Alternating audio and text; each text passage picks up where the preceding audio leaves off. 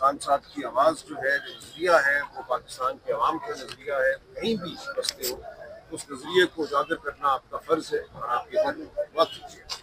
اور آج special program ہے پاکستان کی قیادت اس لیے آیا ہوں کہ ایک میسج آ سکے کہ اوورسیز جو پارٹی ورکرز ہیں اور اوورسیز کے عام پاکستانی ہیں وہ بھی خان صاحب کے ساتھ، پارٹی کے ساتھ، عمران خان کی فیملی کے ساتھ کھڑے ہیں اور لڑائی یکجہتی کے لیے آج جائیں، چاہے جس قسم کے بھی حالات ہوں، جو بھی مشکلات ہوں.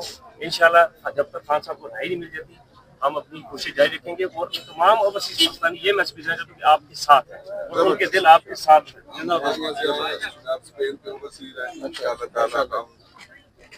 کھڑے رہیں گے اور آپ کھڑے رہیں گے. دیکھیں جی، اوورسیز پاکستانی جو ہیں وہ ہمیشہ ہی عمران خان صاحب کے جو ہیں وہ دل کے انتہائی قریب رہے ہیں. اور یاسر قدیر جو ہمارے او آئی سی کے ڈپٹی سیکرٹری جنرل ہیں، جو آج تشریف لائے ہیں اسپین سے، جو ہمارے بھائی یہاں کھڑے ہیں، اور امانت صاحب جو اسپین سے اور خاندان کھاریاں سے، ماشاءاللہ بڑی مہربانی. تو میں تمام جتنے بھی اوورسیز پاکستانی ہیں ان کو سلام عقیدت پیش کرتا ہوں، خراج تحسین پیش کرتا ہوں. جس طرح وہ اپنے ملک اور قوم اور اپنے لیڈر عمران خان صاحب کے لیے باہر سٹرگل کر رہے ہیں، جدوجہد کر رہے ہیں. بہت شکریہ جی، بڑی مہربانی. سبحان اللہ صاحب، کب تک یہ چلتا رہے گا ملاقات نہ ہونی؟ دیکھیں، آپ کہہ رہے ہیں اس ملک پہ جو 78 سال سے جبر کا نظام طاری ہے وہ کب تک طاری رہے گا؟ ہم کھڑے ہیں، آپ کھڑے ہیں، پاکستان کی عوام کھڑی ہے. آپ دیکھیے، اللہ تعالیٰ موقع پیدا کرتا ہے، حالات بدلتے ہیں. اس وقت جو کچھ ہو رہا ہے اس خطے میں، اس سے کچھ بھی ممکن ہے. ہم پاکستان کی عوام کے ساتھ کھڑے ہیں، عمران خان کے ساتھ کھڑے ہیں. حالات و واقعات اللہ تعالیٰ کی رضا سے میں سمجھتا ہوں ہماری سمت ہے. انشاءاللہ فسطائیت کے بادل چھٹیں گے، انشاءاللہ حق کا بول بالا ہوگا. خان صاحب جیل میں اس لیے ہیں کہ وہ عوام کی بات کرتے ہیں، سچ کی بات کرتے ہیں. تو ہم کھڑے ہیں. اگر کوئی یہ سمجھتا ہے کہ یہاں سے ایک لشکر جائے گا، اڈیالہ کی دیواریں گرا دے گا اور خان صاحب کو باہر لے آئے گا، تو یہ نہیں ہوگا. یہ ایک تاریخی عمل ہے جس کے نتیجے میں یہ سب کچھ ہوتا ہے اور اپنے مقررہ وقت پہ ہوگا.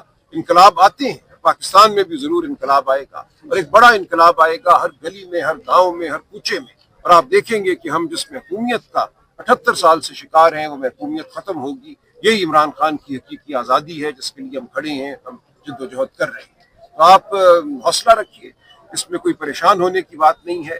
ہم اپنی منزل تک پہنچیں گے. یہ خدا کا وعدہ ہے کہ حق بالآخر بالاتر ہوتا ہے. سر، لطیف کوثر صاحب کی طرف سے یہ کہا گیا کہ خان صاحب عید سے پہلے جو ہے وہ باہر ہوں گے، تو ایک سینئر وکیل کی طرف سے ان حالات میں ایسا بیان دینا، کیا کہیں گے؟ دیکھیں، امید ہر ایک کا حق ہے. کوثر صاحب کا بھی حق ہے، ہم سب کا حق ہے.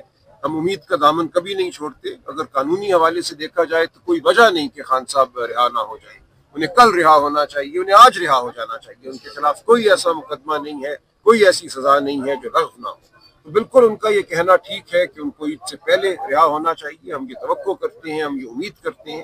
لیکن ہمارے آگے جو دیوار کھڑی ہے فسطائیت کی، وہ اپنی جگہ ہے. ہم انشاءاللہ یہ توقع کرتے ہیں کہ دیوار ٹوٹے گی اور خان صاحب بہت جلد رہا ہوں. سر، اسلام آباد ہائی کورٹ میں آج مطیع اللہ جان نے اسلام آباد ہائی کورٹ کے باہر یہ سوال اٹھایا ہے کہ پاکستان تحریک انصاف کے قائد عمران خان کی لیگل ٹیم جو تھی اس کی تیاری نہیں تھی کورٹ میں. تو سر، آپ اسلام آباد ہائی کورٹ میں موجود تھے، کیا واقعہ ہوا تھا اندر؟ سوشل میڈیا پہ بڑی خبر چل رہی ہے اس حوالے سے. دیکھیں، بعض چیزوں کو چڑھا کے پیش کر دیا جاتا ہے. اگر کوئی جج سوال کرے اور وکیل کے پاس اس سوال کا فوراً جواب نہ ہو تو اس کا یہ مطلب نہیں ہے کہ تیاری نہیں تھی. جج کے ذہن میں کوئی بھی بات آ سکتی ہے. اسی لیے انہوں نے کہا کہ پرسوں آپ آ جائیے، جو سوالات عدالت نے اٹھائے ان کا جواب انشاءاللہ کوثر صاحب پرسوں دیں گے. اور اس حوالے سے یہ کہنا کہ تیاری نہیں تھی، میں سمجھتا ہوں ذرا ناجائز بات ہے. وکیل اپنی تیاری کر کے جاتا ہے. کوثر صاحب کی تیاری تھی، لیکن بعض اوقات مکالمہ ایسا ہوتا ہے جس کے لیے مزید قانون کو دیکھنے کی ضرورت ہوتی ہے. تو یہ کوثر صاحب کریں گے انشاءاللہ اور پرسوں پھر پیش ہوں گے. سر، ہائی کورٹ میں تو کیس لگ گیا لیکن وہی پرانا سین چل رہا ہے، تاریخ پہ تاریخ. تو لگ رہا ہے انصاف ملے گا عملی طور پہ؟ دیکھیے، ہم تو عدالتوں سے معاملہ کرتے رہیں گے نا. ایسا کبھی بھی نہیں ہوگا کہ ہم کہیں کہ اب ہم نے عدالت نہیں جانا. عدالت ہم ضرور جائیں گے. ہم عدالت میں مقدمے بھی کریں گے، بحث بھی کریں گے. میں بار بار کہتا ہوں کہ امید ضروری نہیں ہے اس عمل کے لیے. یہ وہ عمل ہے جو ہمیں کرنا ہے.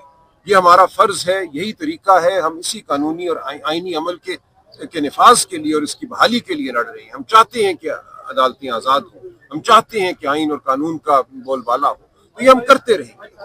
اور پہلے بھی آپ دیکھیں پچھلے 2-2.5 سال میں ہم نے تمام مقدمے جیتے ہیں. وہ سائفر کا مقدمہ ہو, وہ عدت کا مقدمہ ہو, وہ توشہ خانہ ہو, ہر جگہ خان صاحب کو روئی حاصل ہوئی ہے. انہیں قانون بدلنا پڑا, 26ویں آئینی ترمیم کرنی پڑی, 27ویں آئینی ترمیم کرنی پڑی, اپنی مرضی کے جج بٹھانے پڑے خان صاحب کا راستہ روکنے کے لیے. تو ہم اپنی جد و جہد جاری رکھیں گے, عدالت کے اندر بھی, عدالت سے باہر بھی, سیاسی سطح پہ بھی, اخلاقی سطح پہ بھی. تو انشاءاللہ منزل ہماری ہے. صاحب یہ بتائیں کہ جب یہ فیصلے آپ کے حق میں آتے ہیں اس وقت تو آپ کہتے ہیں کہ عدالتیں آزاد ہیں, جب آپ کے فیصلے, لیکن آپ تھوڑا سا سن لینا, جب آپ کے فیصلے آپ کے حق میں آتے ہیں آپ کہتے ہیں عدالتیں آزاد ہیں, جب آپ کے حق میں فیصلے نہیں آتے تو آپ عدالتوں پہ الزام لگانا شروع کر دیتے ہیں. یہ عدالتیں بالکل آزاد نہیں ہیں اس وقت اس ملک میں. اگر وہ کبھی کوئی ٹھیک فیصلہ کرتی بھی ہیں تو ہم ہرگز عدالتوں کو آزاد نہیں سمجھتے. 26ویں اور 27ویں ترمیم کے بعد آزاد عدلیہ کا تصور اس ملک سے ختم ہو چکا ہے. لہٰذا کوئی فیصلہ اگر کسی عدالت کو دینا پڑتا ہے مجبوراً ہمارے حق میں, کیونکہ تمام شواہد, تمام قانون ہمارے حق میں کھڑا ہوتا ہے, تو اس کا یہ مطلب نہیں ہے کہ عدالت آزاد ہے. یہ عدالت کے حوالے سے ان کی سراسیمگی ہے, اور آئینی عدالت پہ ان کا انحصار ہے کہ نیب کے قانون میں ترمیم کر کے چند دن پہلے یہ کہا گیا کہ نیب کے مقدمات میں ہائی کورٹ کے فیصلے کے خلاف اپیل جو ہے سپریم کورٹ میں نہیں جائے گی, وہ فیڈرل کانسٹیٹیوشنل کورٹ میں جائے گی. تو آپ کو نظر آ رہا ہے کہ کس طرح ایک منصوبہ ہے عدالتی عمل پہ حاوی ہونے کا اور اپنی مرضی کی عدالتوں سے فیصلے کرانے کا.